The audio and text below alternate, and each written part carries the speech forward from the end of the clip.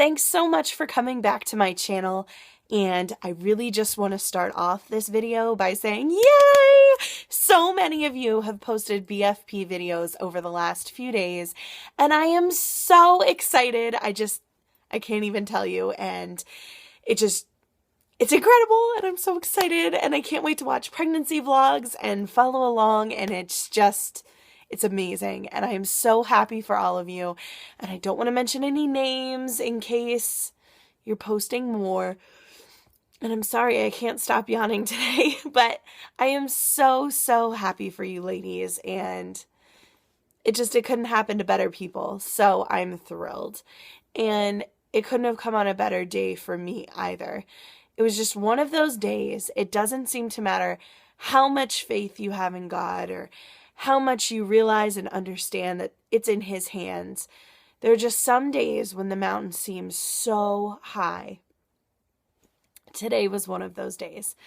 And then I jumped on YouTube and saw all of these amazing videos, and it just turned my whole day around. So thank you for sharing your stories. Thank you for being part of my life. And it was just a sign, I think, from God that I need to trust, and I'm trying. I'm only human, but I really do try. So anyway, I'm so excited for you guys, and also I want to do more than thank you. There just aren't enough words. I posted a video about our losses. If you haven't seen it yet, I'll link it and put it in the description bar down below. And it was a really hard video for me to do. I recorded it 10 or 12 times and finally just decided that enough was enough, and I was posting it. And I wasn't sure that I'd made the right decision. But then I started getting all of these emails and comments on the video and people going to my blog and leaving feedback, and it's just overwhelming.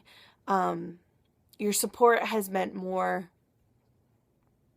than I can ever put into words, and you are all incredible. And it just solidified for me that I'm doing the right thing by telling my story because I wanted to help people, and it really feels like I'm able to reach people this way, and I'm thrilled that I can do so.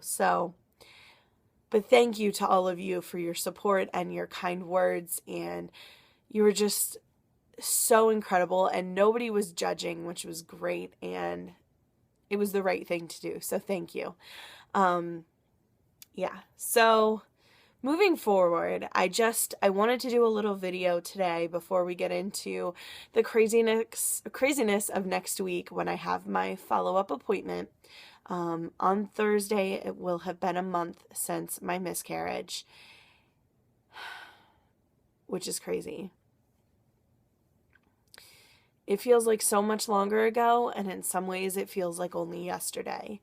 But I have my follow-up with my OB, and I have a whole list of things that I want to talk to her about, and I really wanted to get your opinions and see what else you think that I should talk to her about, or any tests that you suggest that I have run, anything like that. I am open to your suggestions because they have really helped before, so I'm asking you guys for your help again. So I have some notes here that I'm going to look at while I talk to you guys about this. So at my appointment, first of all, I want to talk to her about PCOS. It's something I have wondered about myself for a while. There's commonly a list of 16 things that usually you exhibit or characteristics that you have to be diagnosed with PCOS. And of those, I have 15. So that's a little concerning. Now, I'm not trying to self-diagnose or anything like that, but what started me wondering about this is when I've talked to the fertility clinic and getting all my paperwork done and information gathered and setting up my appointment. The very first thing that the doctor asked me when he called me back was, "Do you have PCOS?" And I said, "Well, not that I know of. No one's really brought that up to me before." And he said, "I really think, even without seeing you, that you fit the bill from the sounds of everything that what's happened, everything that you've gone through, your symptoms, the way, your cycles are kind of irregular and long, and everything else, it seems like you would fit the bill. And I did kind of briefly run that past my OB, and she seems to think that that's a possibility. So I definitely want to talk to her about PCOS and seeing about getting the ultrasound and blood work done to see if that's a possibility. So that's the first thing. The second thing is that I want to ask her, she had said when I had the miscarriage, and I wasn't even thinking about it at the time, but I was in so much emotional pain and physical pain at the appointment that it just didn't even dawn on me. She said, based on my numbers, it seemed like I had a 1-week chemical pregnancy. And like I said, it didn't even dawn on me, but that's not possible. Based on when I ovulated and the last time that we had baby danced, there's no way. It had been weeks.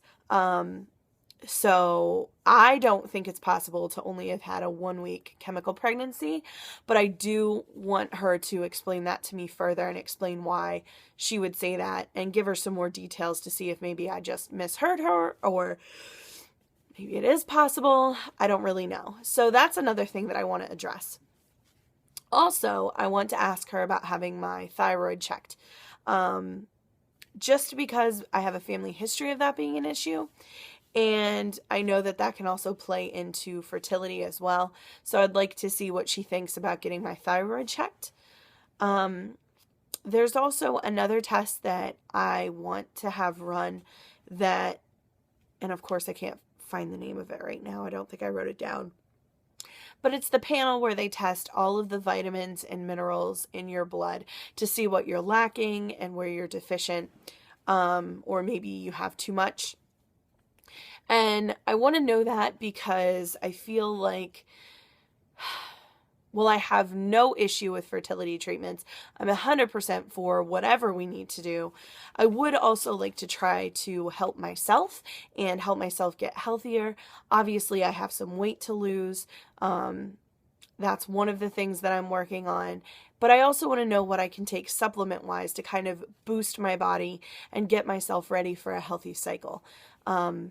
If you guys want to know what I'm currently taking and what I'm looking into, I'd be happy to do a video on that for you and kind of get your thoughts. But tell me in the comments down below, what kind of things do you guys take? What kind of things have you heard are good when you're trying to conceive? Let me know, because there's so much research out there and it just always helps to have more people to talk to. So let me know. So yeah, I want to have that test run just to see what it says and what we can do there. That's that. I would also like to talk to her about having a semen analysis done on my husband. Obviously we can get pregnant, so I don't think there's a huge issue there, but I want to have it done to see if maybe genetic testing might be in order. For both of us maybe, or maybe him, I don't know. But to see if that's something maybe we need to look into. Another thing that I'm concerned about is with my blood type issue that I've talked about with the weak D blood type. And I don't know why this didn't occur to me sooner. I kind of talked about it in my last video about our losses. I didn't get the ROGAM with my first 2 miscarriages. And the first time I didn't get it was because I didn't go to a doctor. They consulted with me over the phone and told me I didn't really need to be seen unless there was a complication with the miscarriage. And then the second time I didn't get the ROGAM because pathology didn't come back with me having a weird blood type. So they would have never known to give it to me. So I want to talk to her and see if that may have caused some complications. If maybe because I had 2 miscarriages without the ROGAM, if my body then had the opportunity to build up the antibodies, and if that could now be playing a part in what's going on. I also want to have some further testing for the killer cell issue and see if that's going on. So that's kind of my list of things that I want to talk to her about. What do you guys think? Are there other questions I should be asking, other tests that I should be looking into? I'm open to any suggestions that you have, because the more information I can get, quite frankly, at least in my opinion, I think that's the best thing that we can possibly do right now. I also want to, just talk to her about moving forward at this point. Obviously, we're still in the 6-week window where we can't have intercourse. The 18th will be the first day that can happen. And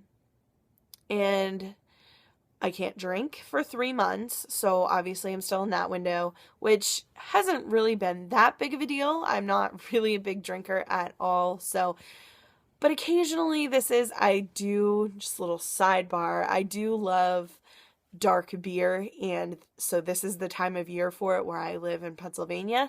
This is the time of year to get it, and I can't drink it, so it is a little sad every once in a while, but it's all for the greater good, so I'm all for it. She also has me on all of my vitamins and supplements, so I want to talk to her about that regimen and just see what she thinks. But then moving forward, like, how soon are we going to start trying again? She told me she wants to see 3 cycles. I still don't have my period back, which for me, at least in my previous miscarriages, has been normal.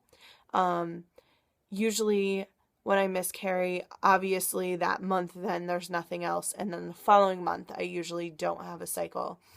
So I'm anticipating my first normal cycle won't be until March. So March, April, May. So then we'd start trying again May, June time frame, I think. But I kind of want to talk to her. I really like to have a plan. It gives me something to look forward to. So I'm kind of rambling here, but that's it for right now. And again, just let me know what you think I should talk to the doctor about. Let me know about the supplements. What are you guys taking? What do you think? And also, let me know what kind of videos you guys want to see coming up. If you're interested in the doctor's appointments, if you're interested in day-to-day things. I know a couple of you have tagged me in some videos, and I plan to get those tag videos done. I'm actually going to film one of those next to put up later. So that's it for tonight. I hope all of you guys are doing well. And I also want to give a huge shout out to Beth and tell her that I am praying for her, and I am so excited. And why am I saying her when I can talk to you? I am so excited for you, and I'm so anxious for you for Monday, and I cannot wait to hear what your beta results are. And I'm just praying and sending all the positive energy that I can, and I can't wait. And I hope everyone else is doing well, and I'll talk to you guys in my next video. Have a good night. Bye!